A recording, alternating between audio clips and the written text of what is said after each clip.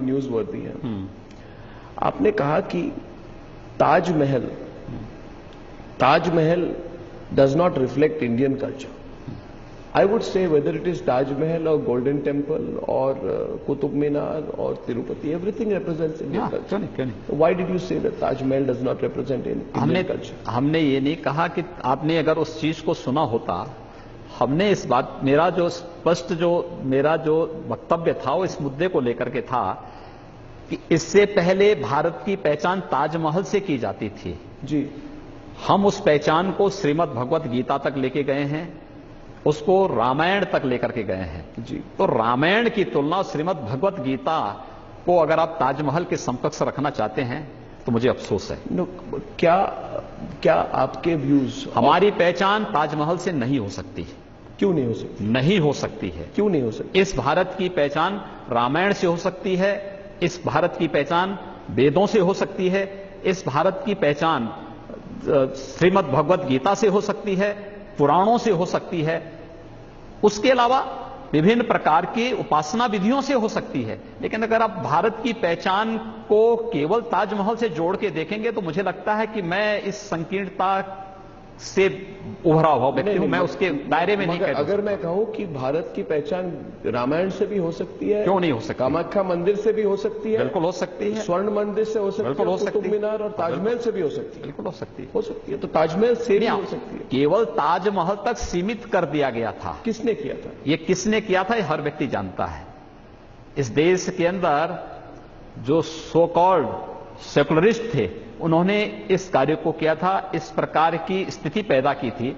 भारत की वास्तविक उस पहचान को छुपाने का प्रयास किया था जो भारत को भारत बनाए रखता है, जो भारत को दुनिया के सामने एक प्रस्तुत करता कि वास्तव में भारत क्या है। लेकिन उन्होंने ताजमहल तक सीमित करके रख दिया था।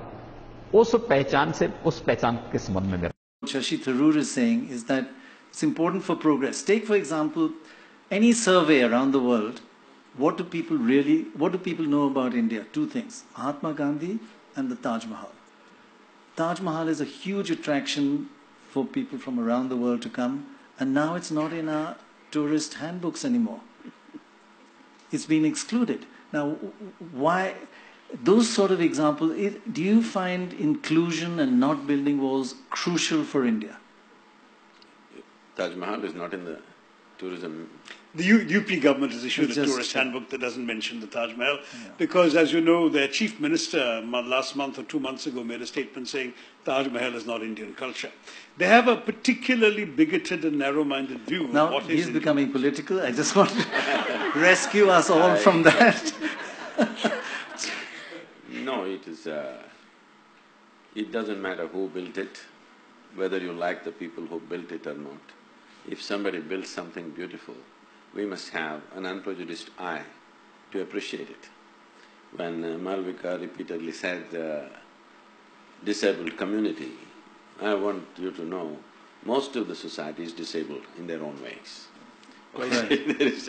It's not because you lost a hand or leg you become disabled. People are disabled. They tend to disable themselves in so many ways.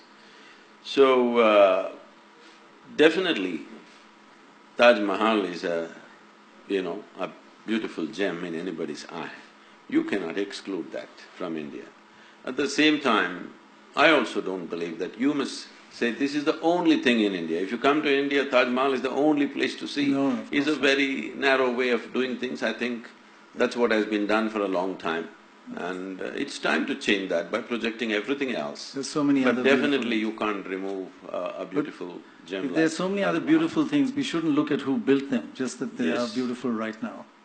Especially if somebody whom you don't like built something beautiful for you, you must enjoy it even more. But I worry a bit about you saying people you don't like. Is that… No, I'm saying if you don't like somebody and they build something beautiful for you, But are you talking isn't about there a double joy? But when you say somebody you don't like, you're not talking about a community. No, I'm talking about an not individual. I'm saying I did not know that Taj Mahal is pulled out of the tourism thing.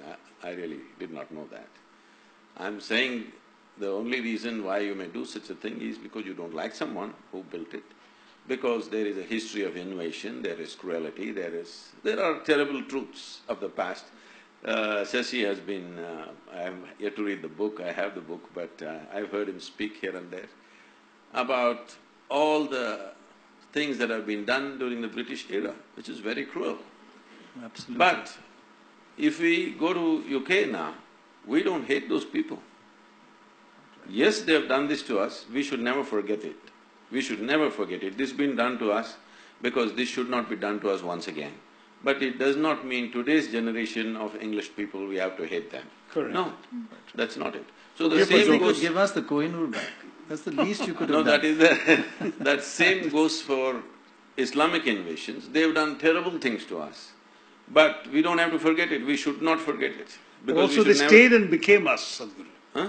They stayed and became us. There were some invaders who came and looted and left. But for many of the people, such as the emperor who built the Taj Mahal, they are us. They are part of our soil, assimilated into our culture. Say, I want you to know, if there was no World War II, British also would have stayed. So that doesn't mean that happened because of their love for you. No, but Sadhguru, they sent everything from here back to England. Whereas these people, even whatever they looted, they spent here. There is a difference. That is because it's another time when there were no ships. Technical problem, isn't it? No, There were ships, there were ships. Transportation issues. And besides, they had a land route back home to the Fergana Valley. They didn't use it. That's not easy to go. But you say, whether they did or not, one should not hate them now and should not build walls around See, them now. Is that your message? See, what I'm saying is, historically many ugly things have been done by different people. Quite right. Ugly things that have happened to us as a nation, we must remember. Ugly things we've done to ourselves also. That also is there, that's another aspect. Right. What others have done to us, we must remember, but we should not become bitter because this bitterness will destroy us. Why we should remember is so that we don't make the same mistakes and get into the same pit once again. That's very important for me. But at the same time, if today, let's say, UK spoke the same language that it spoke during the colonial era, definitely we will not accept them. Unfortunately, with certain groups of people, they're trying to speak the same language which was historically spoken way back. So this creates a whole lot of confrontation in the society. And this entire misuse of this for democratic purposes, when I say democratic purposes, because it's all a number game, so people are playing this game for last 70 years, so naturally you have kind of brought this little bit of fear in others. Fear means people are saying what's happening in Iraq and the Islamic State and stuff, what happened in Kashmir. So people think if these numbers increase, this will happen to us also, because it's happened in the past. So I feel if one thing stops, I think this entire little bit of heat going on between communities will die, that is, you don't try to change the dynamics of demographics.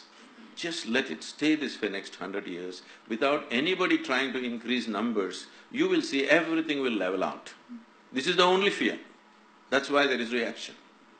What religion are you? What religion are you? I never identified with myself with any religion as such, because we must understand this, religion is a very foreign thing to India.